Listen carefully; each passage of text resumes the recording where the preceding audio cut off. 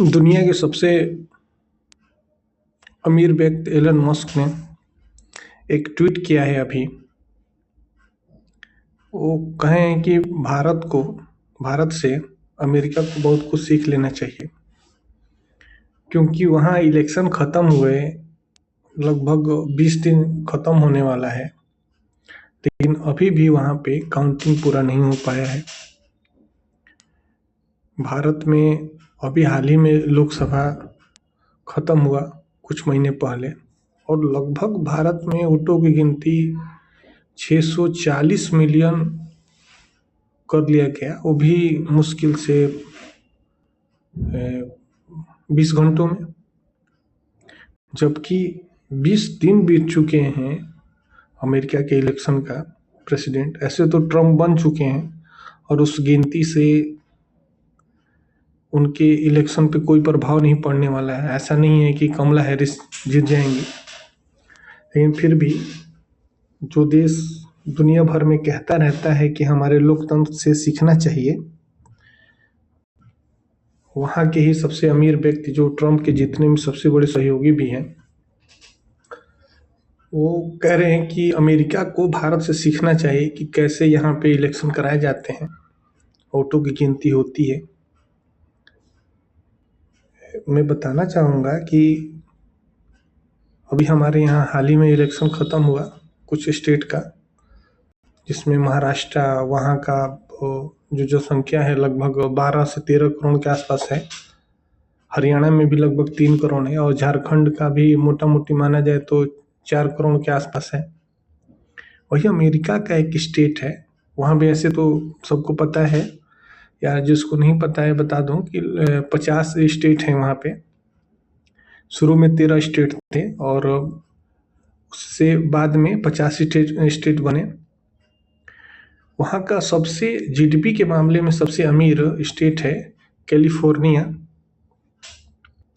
जो अमेरिका के पश्चिम में स्थित है। और यहाँ की जो जीडीपी है वो है लगभग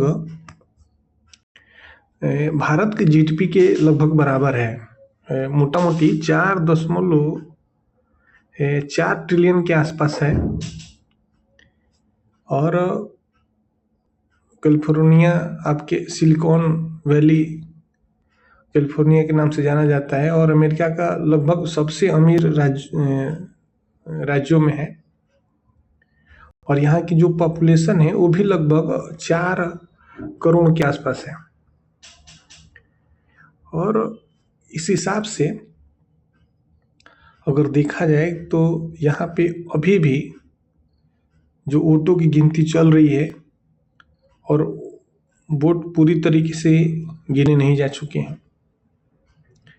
ये बताता है कि भारत की जो इलेक्शन कमीशन है या भारत सरकार की जो नीतियां हैं, और संविधान दिवस पे ये मानना पड़ेगा कि संविधान ने जिस तरीके से चुनाव कराने की परंपरा स्टार्ट की थी, और चुनाव कराया जाता है, वो बाकी देशों की अपेक्षा काफ़ी बेहतर है। और जब दुनिया के सबसे अमीर व्यक्ति मान ही रहे हैं, या अब ये तो हमारे लिए सबसे सौभाग्यशाली है, या खुश होना चाहिए। या विपक्ष की तरफ से सवाल उठाए जाते हैं ईवीएम, तो यही हाल होता जो अमेरिका जैसे देश या बाकी देशों में होते हैं कि इलेक्शन ख़त्म हो गए हैं और वहाँ पे अभी भी इलेक्शन की काउंटिंग ही नहीं हो पा रही है। जो पूरी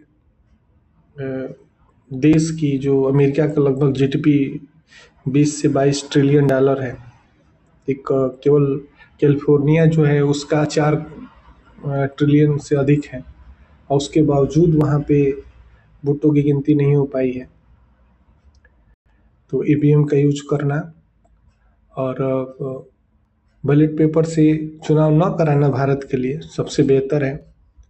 और मुझे पूरा उम्मीद है कि आने वाले पूरे विश्व में भारत की जो नीतियां हैं वोटों की गिनती के लिए, उसका उपयोग ज़रूर कराया जाएगा या किया जाएगा।